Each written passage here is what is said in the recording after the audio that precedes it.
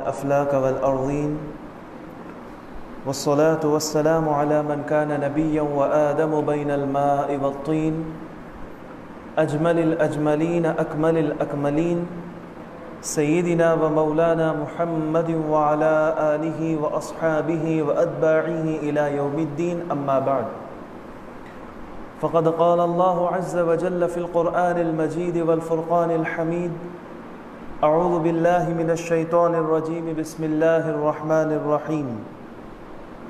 عسى أن يبعثك ربك مقاما محمودا. صدق الله مولانا العظيم وبلغنا رسوله النبي الكريم ونحن على ذلك لمن الشاهدين والشاكرين والحمد لله رب العالمين. حمد و صلاۃ کے بعد لائق تعظیم و تکریم و احترام معزز حاضرین و سامعین، السلام علیکم ورحمۃ اللہ وبرکاتہ۔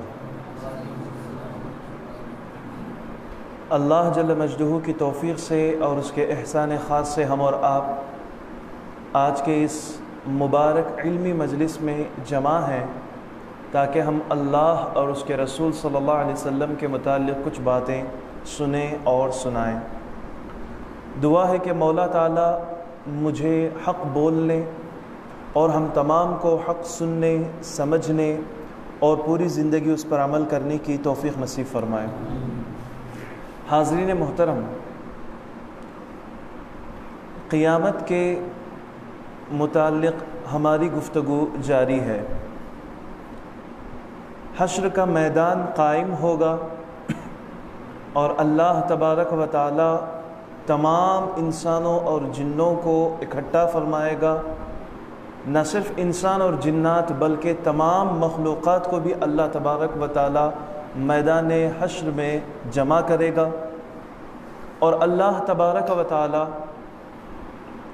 حساب و کتاب کے لیے تمام لوگوں کو اکٹھا کرے گا، ہر ایک کا حساب ہوگا۔ پھر پل صراط پہ ہمیں چلنا ہوگا۔ اس وقت ہم نے جیسے بتایا تھا کہ رسول اللہ صلی اللہ علیہ وسلم امت کے لیے دعائیں کر رہے ہوں گے، اور وہ موقع ایسا ہوگا جیسے اللہ تبارک و تعالی قیامت کے متعلق قرآن کریم میں ارشاد فرماتا ہے: یوم تبدل الارض غیر الارض۔ اس دن اللہ تبارک و تعالی زمین کو اس کے علاوہ میں تبدیل کر دے گا۔ مطلب یہ ہے کہ اس دن زمین نہیں ہوگی بلکہ زمین تانبے کی بنا دی جائے گی، اور سر کے بالکل 1 میل کے فاصلے پر سورج ہوگا جس کی تپش، جس کی گرمی کی وجہ سے لوگ پریشان ہو رہے ہوں گے۔ ایسے عالم میں جبکہ سارے کے سارے اپنے گناہوں کو سوچ کر گناہوں کے اوپر نہ صرف شرمندہ بلکہ خوف سے ڈر رہے ہوں گے، گھبرا رہے ہوں گے کہ سامنے جہنم بھی لایا گیا ہے اور جنت بھی لائی گئی ہے۔ اب ہر ایک کو پتہ چل جائے گا کہ اب میرا حساب کیسے ہوگا، اب مجھے جنت میں جانا ہے یا جہنم میں جانا ہے۔ ہر ایک اپنے اپنی فکر میں رہے گا۔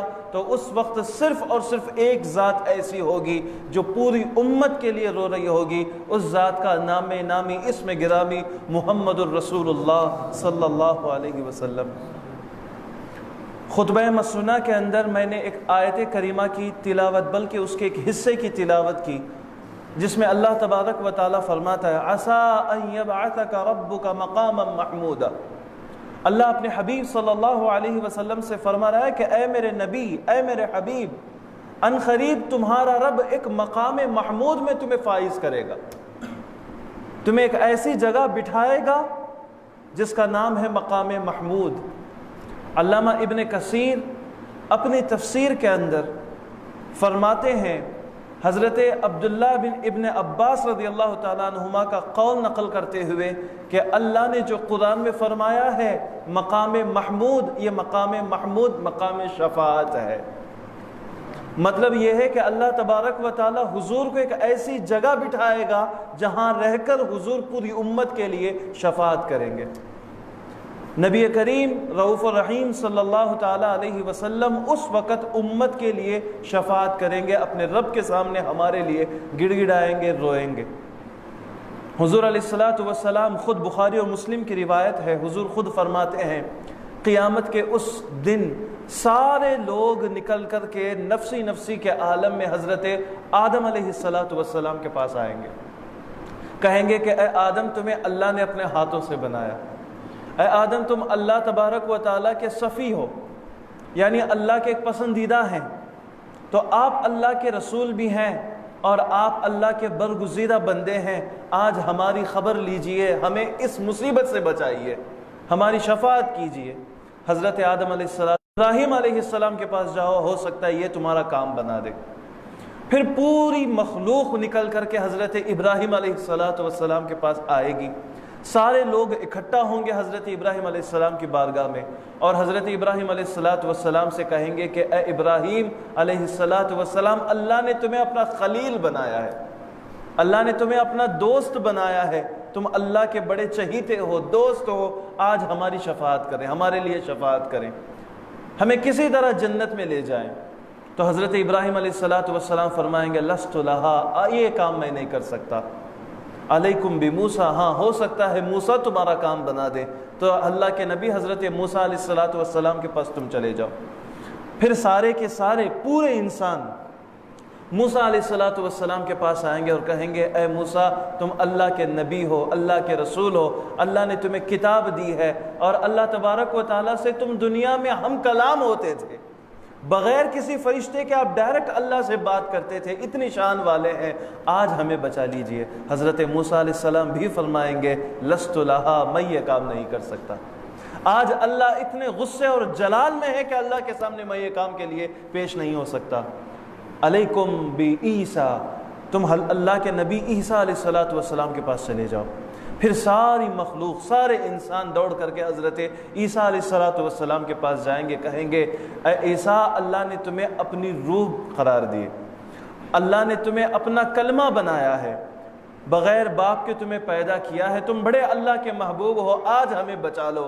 حضرت عیسیٰ علیہ السلام بھی فرمائیں گے لست لہا، آج تمہیں میں نہیں بچا سکتا، یہ ذمہ میں نہیں لے سکتا، ہاں اگر یہ ذمہ کوئی لے سکتا ہے، تمہیں بچا سکتا ہے، تو وہ ہے صرف اور صرف محمد الرسول اللہ، ولیکن علیکم بمحمد صلی اللہ علیہ وسلم، تم سارے کے سارے محمد صلی اللہ علیہ وسلم کے پاس چلے جاؤ۔ پھر پوری امت حضور کے قدموں میں جمع ہوگی اور حضور صلی اللہ علیہ وسلم کے سامنے گڑ گڑائیں گے اور ان سے استغاثہ کریں گے، کہیں گے کہ حضور ہمیں آج کی اس پریشانی سے بچا لیجئے، جہنم کی آگ سے ہمیں بچا لیجئے، ہمیں بڑا خوف ہے، حضور ہماری شفاعت فرمائیے۔ تو اللہ کے حبیب صلی اللہ علیہ وسلم پوری امت سے فرمائیں گے انا لہا، یہ ذمہ میں لے سکتا ہوں، میں یہ کام کر سکتا ہوں۔ پھر حضور علیہ السلام فرماتے ہیں میں رب کے سامنے کھڑا ہوں گا اور اللہ تبارک و تعالیٰ کی ایسی تعریف کروں گا، اس وقت تک یعنی جب سے دنیا بنی ہے اس وقت تک کسی نے اللہ کی ایسی تعریف نہیں کی ہوگی۔ پھر میں اس تعریف کے بارے میں حضور خود فرماتے ہیں کہ اس دن اللہ میرے دل میں وہ باتیں الہام کرے گا۔ حضور اپنے حدیثوں میں فرماتے ہیں آج میں نہیں جانتا ہوں کہ وہ الفاظ کیا ہوں گے، لیکن اللہ میرے دل میں ڈالتا جائے گا، میں اللہ کی تعریف کرتا جاؤں گا۔ پھر جب تعریف کر لوں گا، پھر اس کے بعد میں سجدے میں گر جاؤں گا، پھر سجدے میں پڑھ کے روتا رہوں گا، تو میرا رب مجھ سے فرمائے گا یا محمد ارفع رأسک، اے محمد تم اپنا سر اٹھاؤ، سل وسل یعطا لک، اور مانگیے، وسل آپ پوچھئے، جو کچھ آپ بولنا چاہتے ہیں بولیے، تمہاری بات سنی، اسمع لک، تمہاری بات سنی جائے گی، وسل تعطا، مانگو تمہیں دیا جائے گا، اور پھر اللہ فرمائے گا وشفع تشفع، تم جس کی مرضی شفاعت کرو تمہاری شفاعت قبول ہوگی۔ تو حضور علیہ السلام شفاعت کریں گے، تو اللہ تبارک و تعالیٰ فرمائے گا ٹھیک ہے جاؤ، جہنم کے اندر جلنے والے لوگوں کے دلوں میں، ان میں سے جس کے بھی دل میں گیہوں کے دانے کے برابر ایمان ہو، اسے جا کر کے نکال کے آؤ، اسے نکال لو جہنم سے۔ حضور علیہ السلام آئیں گے اور جن جن لوگوں کو نکالنا ہوگا وہ نکال کر کے آ جائیں گے، پھر باقی جو امت بچی اندر جل رہی ہوگی اس کا خیال کرتے ہوئے پھر حضور اللہ کی تعریف کریں گے، دوبارہ اللہ کے سامنے سجدہ کریں گے، پھر اللہ فرمائے گا حضور اٹھیے، اے محبوب، اے محمد اٹھو، اپنا سر اٹھاؤ اور تم مانگو تمہیں دیا جائے گا، اور شفاعت کرو تمہاری شفاعت قبول کی جائے گی، کہو تمہاری بات سنی جائے گی۔ تو اللہ کے رسول صلی اللہ علیہ وسلم دوبارہ شفاعت کریں گے تو اللہ تعالیٰ فرمائے گا تو پھر جاؤ، جہنم کے اندر جتنے لوگ جل رہے ہیں اگر ان میں سے کسی کے دل کے اندر رائی کے دانے کے برابر ایمان ہے تو پھر اسے بھی نکال کر کے آ جاؤ۔ پھر حضور جائیں گے، دوبارہ نکال کر کے آئیں گے، تب بھی کچھ امت بچی ہوئی ہوگی جو جہنم میں جل رہی ہوگی۔ آ کر پھر تیسری مرتبہ حضور اللہ کی تعریف کریں گے، سجدے میں جائیں گے، پھر اللہ کہے گا کہ اٹھو محمد، کہو تمہاری بات سنی جائے گی، مانگو تمہیں دیا جائے گا، شفاعت کیجئے تمہاری شفاعت قبول ہوگی۔ پھر حضور تیسری مرتبہ شفاعت کریں گے تو اللہ تبارک و تعالیٰ فرمائے گا کہ تو ٹھیک ہے، جاؤ جہنم کے اندر جلنے والے لوگوں میں سے کسی کے دل میں رائی کے دانے سے بھی کم ایمان ہے تو اسے بھی نکال کر کے آؤ۔ پھر حضور علیہ الصلوۃ والسلام انہیں بھی لے کر کے آ جائیں گے، پھر بھی کچھ لوگ جل رہے ہوں گے، حضور کو گوارا نہیں ہوگا، حضور کی رحمت اٹھے گی، پھر حضور صلی اللہ علیہ وسلم اللہ کے سامنے سجدے میں پڑ جائیں گے، پھر اللہ سے عرض گزار ہوں گے کہ مولا اور بھی امت اندر جل رہی ہے، اب ان کو بھی نکالنا ہوگا۔ تو اللہ تبارک و تعالیٰ پوچھے گا محمد کرنا کیا چاہتے ہو؟ تو حضور صلی اللہ علیہ وسلم فرمائیں گے یا اللہ جس نے بھی تیرا نام لیا ہے، جس نے بھی لا الہ الا اللہ کہا ہے، اسے جہنم سے نکالنا چاہتا ہوں۔ تو اللہ تبارک و تعالیٰ فرمائے گا ہاں اس کے علاوہ بھی اور کوئی بات ہے؟ تم نے تو لا الہ الا اللہ کی بات کی ہے، تو اب مجھے میری عزت کی قسم، مجھے میری بادشاہت کی قسم، مجھے میرے جلال کی قسم، میں خود جہنم کے اندر سے ہر اس بندے کو نکالوں گا جس نے زندگی میں لا الہ الا اللہ کہا ہے۔ تو حضور علیہ الصلوۃ والسلام شفاعت کر کے ہر ایک کو جہنم سے نکالیں گے، جنت کے اندر لائیں گے۔ تو حضور کی شفاعت ہوگی، جو حضور کی شفاعت ہوگی یہ ہمارا ایمان ہے۔ بعض لوگوں کو اس پہ بھی اعتراض ہے کہ نہیں بھائی اللہ تعالیٰ کسی کی شفاعت قبول نہیں کرے گا، اللہ کے سامنے کون شفاعت کر سکتا ہے؟ اللہ نے دنیا کی زندگی دی ہے، ہر ایک کا عمل ہوگا، عمل جیسا ہوگا اس کے ساتھ فیصلہ بھی ویسا ہوگا۔ اب وہاں قیامت میں اللہ تبارک و تعالیٰ کسی کی شفاعت قبول نہیں کرے گا۔ وہ گمان کرتے ہیں اس طرح جس طرح کہ آج کل ہم دیکھتے ہیں کسی ملک کا کوئی بادشاہ ہو، اس کے کچھ وزیر ہوں، تو بعض وزیر ایسی باتیں لے کر کے بادشاہ کے سامنے آتے ہیں جسے بادشاہ مجبور ہو کر کے مان لیتا ہے۔ اگر میں بات نہیں مانوں گا تو یہ وزیر ملک کے اندر فتنہ کرے گا، تو مجبور ہو کر کے بادشاہ وزیر کی بات کو مان لے گا۔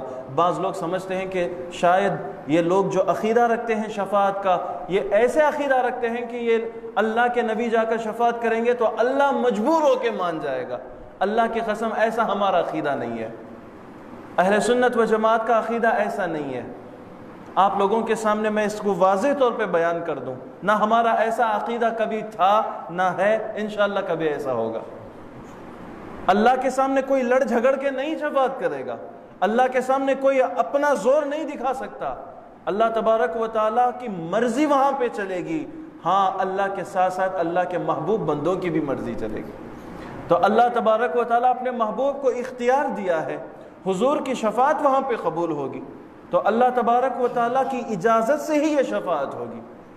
ہمارے علماء نے شفاعت کی 3 قسمیں بیان فرمائی ہیں، 3 قسمیں، there are 3 types of شفاعت۔ تو جو 3 قسمیں ہیں اس میں سے ایک قسم کے بارے میں ہمارے علماء نے بیان کی، اس بات کو آپ اچھی طرح ذہن نشین کر لیں تاکہ دوسروں کو سمجھانے کے لیے یہ بات آپ کے لیے کام آئے۔ شفاعت کی 3 قسمیں ہیں۔ پہلی شفاعت جو ہے شفاعت بالاذن، اللہ تعالیٰ بعض لوگوں کو اجازت دے گا کہ ہاں تم شفاعت کر سکتے ہو، یہ ایک قسم ہے۔ اب اس کے متعلق اللہ تعالیٰ قرآن کریم میں کئی جگہوں پہ ارشاد فرما رہا ہے۔ بطور مثال 2-3 آیتیں میں آپ کے سامنے پیش کر دوں، ایسے تو ایسی آیتیں بے شمار جگہوں پہ موجود ہیں۔ سورہ البقرہ کے اندر اللہ تبارک و تعالیٰ ارشاد فرماتا ہے من ذا الذی یشفع عندہ الا باذنہ، یہ آیت الکرسی کا ایک حصہ ہے۔ من ذا الذی یشفع عندہ الا باذنہ، کون ہے جو اللہ کے سامنے شفاعت کرے؟ الا باذنہ، مگر اللہ جس کو اجازت دے وہ شفاعت کر سکتا ہے۔ جو شفاعت کے منکر ہیں، انکار کرنے والے ہیں، جو کہتے ہیں کہ بھائی ایسا کانسیپٹ ہے ہی نہیں، کوئی شفاعت وغیرہ نہیں کرے گا۔ تو وہ لوگ بھی آیتیں پڑھتے ہیں، کہاں تک پڑھیں گے؟ من ذا الذی یشفع عندہ، یہاں تک پڑھ کے روک لیں گے، الا باذنہ نہیں سمجھائیں گے، نہیں بتائیں گے لوگوں کے سامنے۔ تو آیت الکرسی جسے حفظ ہے وہ تو جانتا ہے نا کہ آگے بھائی الا باذنہ بھی موجود ہے، اگرچہ اسے ترجمہ معلوم نہیں ہوتا لیکن وہاں اسے سمجھ نہیں آتا، سامنے سمجھانے والے جو ہوتے ہیں وہ صرف یہیں تک رک جاتے ہیں اور پھر کہتے ہیں کہ دیکھو اللہ نے قرآن میں کہا ہے، کون ہے وہ جو اللہ کے سامنے شفاعت کرے؟ تو الا باذن بتا کر اللہ نے یہ واضح فرما دیا کہ میں کچھ بندوں کو اجازت دوں گا، میری اجازت پر لوگ شفاعت کریں گے۔ اور اسی طرح اللہ تعالیٰ سورہ طٰہٰ کے اندر، سورہ طٰہٰ آیت نمبر 109 میں اللہ تعالیٰ فرماتا ہے یومئذ لا تنفع الشفاعہ، اس دن شفاعت کام نہیں دے گی، اس دن شفاعت یعنی قیامت کے دن شفاعت کام نہیں دے گی، الا من اذن لہ الرحمن، ہاں اس کی شفاعت کام دے گی جسے رحمان جو رب ہے وہ اجازت دے دے۔ جو اللہ رحمان ہے وہ کسی کو اجازت دیں، وہ آ کر شفاعت کریں گے تو وہ شفاعت کام دے گی۔ کافر کافروں کے لیے شفاعت کریں گے تو یہ شفاعت کام نہیں دے گی۔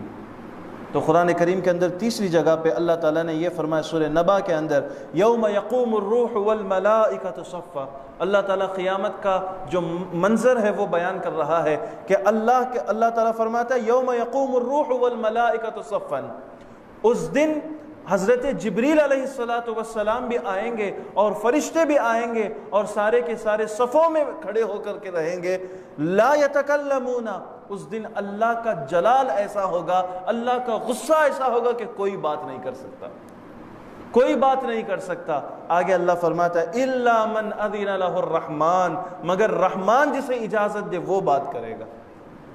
کسے اجازت دے گا؟ سب سے پہلے اجازت ملے گی تو محمد الرسول اللہ کو ملے گی۔ تو حضور بھی شفاعت کریں گے تو اللہ کی اجازت سے ہی شفاعت کریں گے نا۔ حضور علیہ السلام فرماتے ہیں جب اذان ختم ہو جائے میرے لیے اللہ کے سامنے وسیلہ مانگو، اسی لیے ہم اذان کے بعد دعا پڑھتے ہیں تو ہم اس میں کہتے ہیں اے اللہ محمد صلی اللہ علیہ وسلم جو کہ ہمارے سردار ہیں، الوسیلۃ والفضیلہ، ہم پڑھتے ہیں کہ نہیں پڑھتے ہیں دعا میں؟ انہیں وسیلہ عطا فرما۔ وسیلہ کیا ہے؟ مقام محمود ہے، اور مقام محمود کی تفسیر علامہ ابن کثیر نے یہ فرمائی ہے علامہ حضرت عبداللہ ابن عباس کے حوالے سے کہ مقام محمود سے مراد مقام شفاعت ہے، یعنی وہ جگہ اللہ رسول اللہ صلی اللہ علیہ وسلم کو بٹھائے گا جہاں پہ بیٹھ کر حضور امت کے لیے شفاعت کریں گے۔ تو یہ جو آیتیں ہیں یہ شفاعت بالاذن کے اوپر دلیل ہیں، اور آگے چند آیتیں ہیں، وقت کے بنا پر، وقت کے کم ہونے کی وجہ سے میں وہ ساری آیتیں آپ کے سامنے نہیں پڑھ سکتا۔ اور شفاعت کی دوسری قسم ہے شفاعت بالوجاہہ، ایک مقام اللہ نے دیا ہے اپنے بعض بندوں کو، اس مقام کو رکھ کر اللہ کے سامنے لوگ شفاعت کریں گے۔ اللہ تبارک و تعالیٰ قرآن کریم کے اندر حضرت عیسیٰ علیہ السلام کے بارے میں بیان فرماتا ہے اذ قالت الملائکۃ یا مریم، اور اے حبیب یاد کرو اس وقت کو جب فرشتوں نے حضرت مریم علیہ السلام سے کہا یا مریم ان اللہ یبشرک بکلمۃ من، اے مریم، فرشتے کہہ رہے ہیں حضرت مریم علیہ السلام سے، کون مریم علیہ السلام؟ حضرت عیسیٰ علیہ السلام کی والدہ، ماشاءاللہ، حضرت عیسیٰ علیہ السلام کی والدہ کو خوشخبری دی جا رہی ہے اللہ کے طرف سے، فرشتے فرما رہے ہیں، قرآن کے اندر موجود ہے، اے مریم تمہیں مبارک ہو، یقیناً اللہ نے اپنے کلمے کی خوشخبری دی ہے، اسمہ المسیح عیسیٰ بن مریم، ان کا نام مسیح عیسیٰ بن مریم ہوگا۔ اللہ نے خوشخبری دی ہے تمہیں ایک اولاد ہوگی، تمہیں ایک بیٹا پیدا ہوگا، ان کا نام عیسیٰ بن مریم ہوگا، عیسیٰ پیدا ہوں گے۔ اور پھر آگے ان کی شان بیان فرماتے ہیں، فرشتے بیان کرتے ہیں وجیہن فی الدنیا والآخرہ ومن المقربین، وجیہن فی الدنیا والآخرہ، دنیا اور آخرت میں شان والے ہوں گے عیسیٰ علیہ السلام، دنیا اور آخرت میں شان والے ہوں گے، ومن المقربین، اور اللہ کے قریب رہنے والے لوگوں میں سے ہوں گے۔ اور اس کی تفسیر کرتے ہوئے علامہ بیضاوی رحمۃ اللہ تعالیٰ علیہ لکھتے ہیں اللہ نے جو حضرت عیسیٰ علیہ السلام کے لیے کہا وہ دنیا میں بھی شان والے ہوں گے، آخرت میں بھی شان والے ہوں گے، دنیا میں اس حیثیت سے شان والے ہوں گے کہ اللہ ان کو دنیا میں نبوت دے گا، اور آخرت میں اس حیثیت سے شان والے ہوں گے کہ آخرت میں اللہ انہیں شفاعت کرنے کا موقع دے گا۔ تو اس آیت سے یہ واضح طور پہ تفسیر کے اندر موجود ہے کہ اللہ بعض بندوں کا مقام، ان کا ایک سٹیٹس ایسا بنایا ہے کہ اس سٹیٹس کی وجہ سے انہیں شفاعت کی اجازت ملے گی، وہ اپنے سٹیٹس کو رکھ کر شفاعت کریں گے۔ اور پھر شفاعت کی جو تیسری قسم ہے وہ ہے الشفاعت بالمحبہ، اللہ تعالیٰ اپنی محبت کی وجہ سے کسی کو شفاعت کی اجازت دے گا۔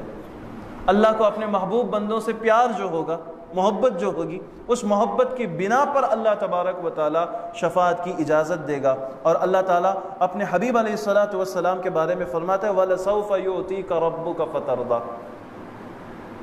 اے حبیب ان قریب تمہارا رب اتنا دے گا، تمہیں اتنا دے گا، اتنا عطا کرے گا، فَتَرْضَىٰ، تم خود خوش ہو جاؤ گے، تم راضی ہو جاؤ گے۔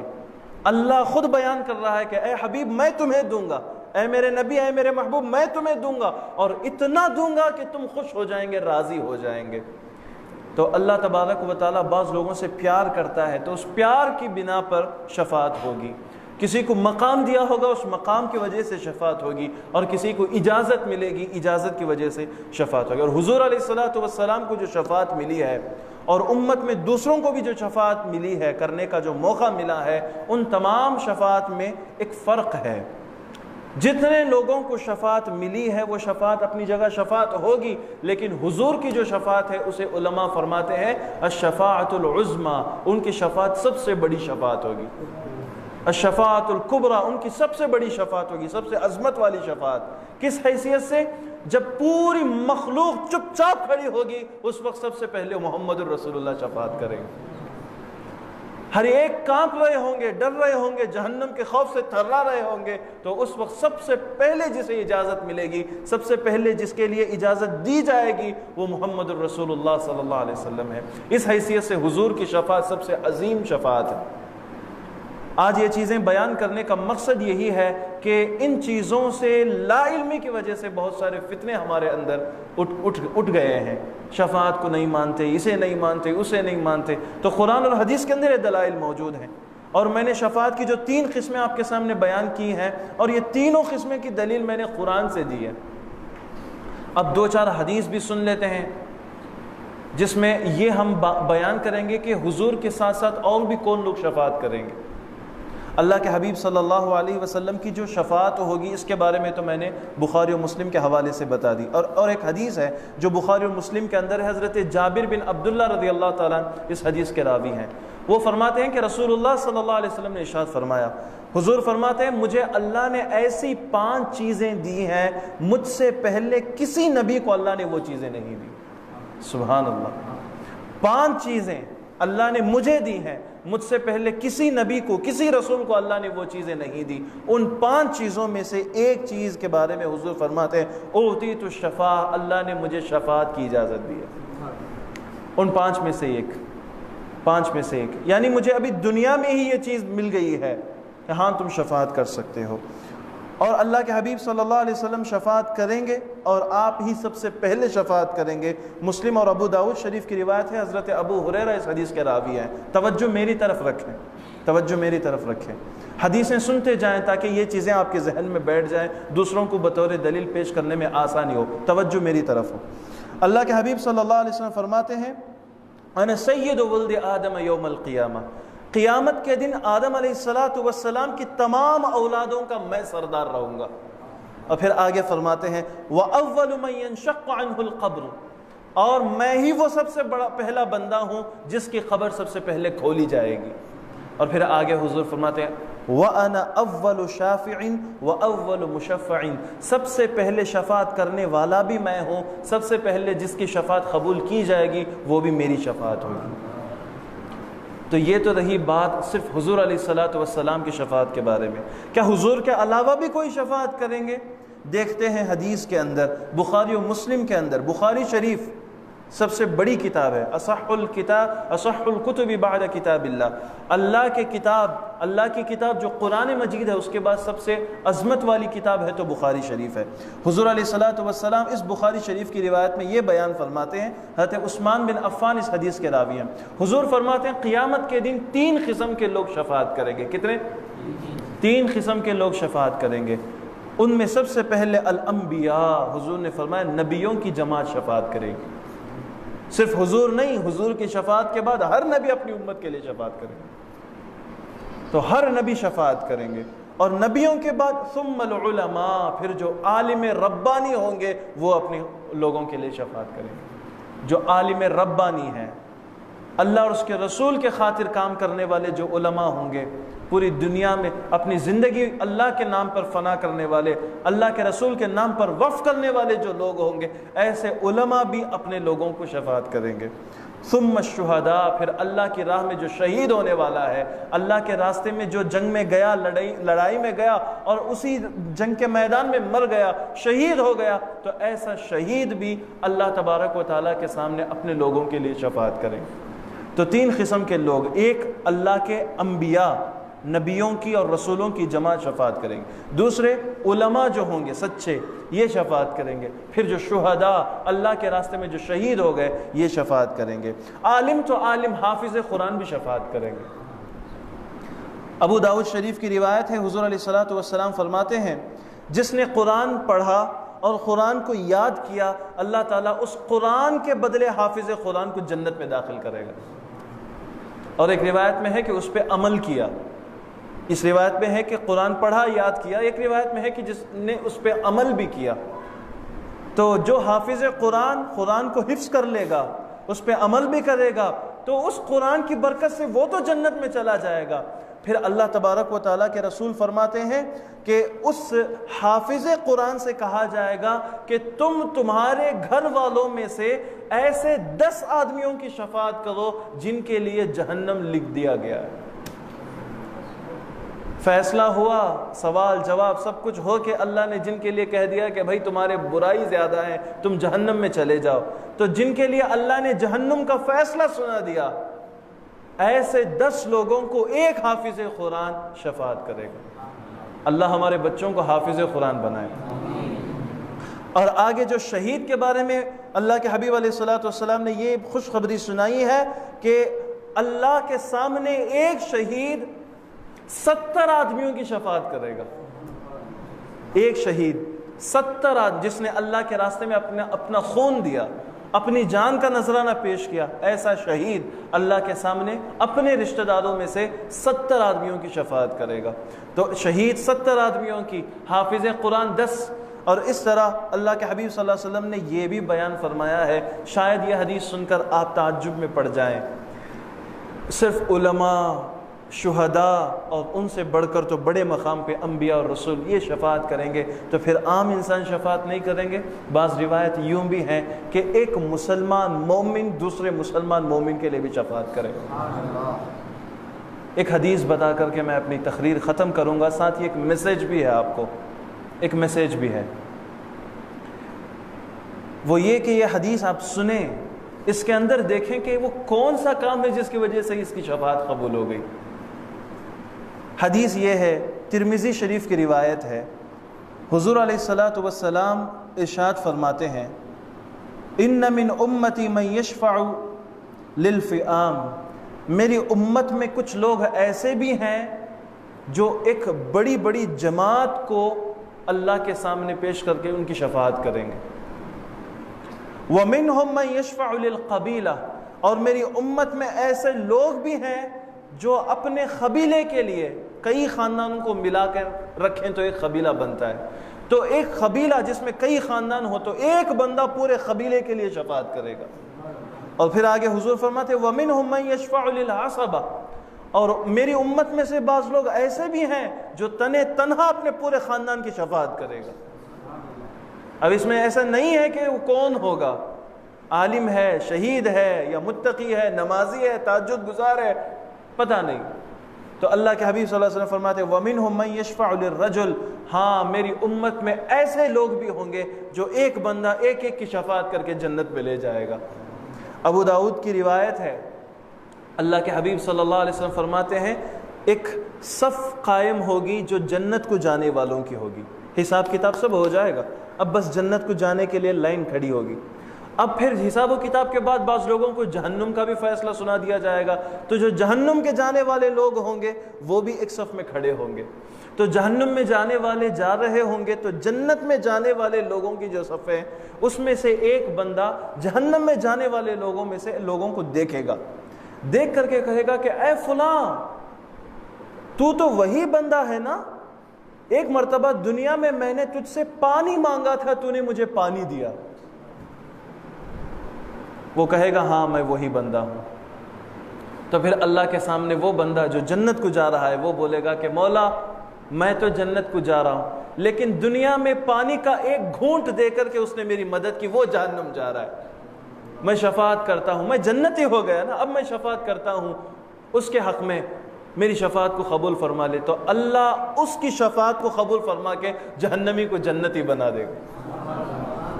اس نے کتنا بڑا کام کیا ہے، پانی کا ایک گھونٹ دیا ہے۔ اور اسی طرح یہ بھی ہوگا کہ ایک جہنمیوں کی صف ہوگی، اس میں ایک جنتی دیکھ کر کے پوچھے گا کہ تم لوگ جا رہے ہو جہنم میں، حالانکہ بات ایسی ہے کہ تم میں سے تو ہی تو ہے وہ بندہ جو مجھے ایک مرتبہ استنجا کے لیے پانی کا انتظام کیا تھا۔ وہ بولے گا ہاں میں ہی ہوں۔ تو پھر اللہ سے یہ بندہ فریاد کرے گا کہ مولا تو نے مجھے جنت اپنے فضل سے دے دی، اب میں چاہتا ہوں کہ میری خدمت کرنے والا بھی میرے ساتھ جنت میں آ جائے۔ تو اللہ اس کی شفاعت قبول کر کے جہنمی کو پھر سے جنتی بنائے گا۔ یہ تو حدیث آپ نے سن لی، اس میں میسج آپ نے کیا لیا ہے؟ نیک اعمال جو ہوتے ہیں اس میں اللہ نے یہ نہیں بتایا کہ کون سا عمل کریں گے تو اللہ پسند کرے گا۔ بعض لوگوں کا خیال ہوتا ہے کہ تہجد، 5 نمازیں، روزے، زکوٰۃ، حج یہ اللہ کے محبوب اعمال ہیں، یقیناً ہیں، لیکن پانی کا گھونٹ دینا، کسی کو پانی پلا دینا اور کسی کی ضرورت پوری کر دینا، اس کے اوپر توجہ نہیں ہوتی۔ وہ سمجھتے ہیں بس تسبیح پکڑ کے بیٹھ جاؤ، مسجد میں بیٹھ جاؤ، بس یہی عبادت ہے۔ نہیں، جس کا فیصلہ جہنم کا سنا دیا گیا ہے اسے جنتی بنایا جا رہا ہے، اس نے کتنا بڑا کام کر دیا، بس ضرورت مند کو وقت پہ پانی کا ایک گھونٹ دیا ہے۔ تو اس لیے ہمیں چاہیے کہ دنیا کی زندگی میں اللہ کی توفیق سے ہم چھوٹا عمل کرنے کے لیے بھی اللہ ہمیں موقع دے، تو اس چھوٹے عمل کو بھی ہم چھوٹا سمجھ کے نہ چھوڑیں۔ حضور علیہ الصلوۃ والسلام فرماتے ہیں ایمان کے 70 سے کچھ زیادہ حصے ہیں، اس میں سب سے بڑا ایمان کا حصہ یہ ہے کہ بندہ اپنی زبان سے کہے لا الہ الا اللہ، اور ایمان کا سب سے آخری حصہ یہ ہے کہ بندہ راستہ چل رہا ہو، راستے میں کوئی چیز ایسی دیکھی جو لوگوں کو تکلیف دینے والی، کوئی پتھر ہے، لوہا ہے، میخ ہے، اس طرح کوئی چیز پڑی ہوئی ہے، وہ بندہ جاتے جاتے اسے ہٹا کر کے چلے جائیں، جس کی وجہ سے دوسروں کو مدد ہوتی ہے، دوسروں کی تکلیف دور ہوتی ہے۔ حضور فرماتے ہیں یہ بھی ایمان کا حصہ ہے۔ تو لا الہ الا اللہ بولنے کی وجہ سے وہ جنت میں جائے گا یا پتھر ہٹانے کی وجہ سے جنت میں جائے گا، یہ ہمیں پتہ نہیں۔ اس لیے بڑے عمل کو بھی نہ چھوڑیں، چھوٹے عمل کو بھی نہ چھوڑیں، ایسا عقیدہ ہمیں ہونا بھی چاہیے۔ ہر عمل کے ساتھ ساتھ یہ دعا کریں کہ مولا اس چھوٹے عمل کو ہی صحیح یا بڑے عمل کو مولا تو اپنی بارگاہ میں قبول فرما لے۔ دعا ہے کہ اللہ تعالی ہمیں قبول فرمائے، آمین، بحرمت سید المرسلین والحمد للہ رب العالمین۔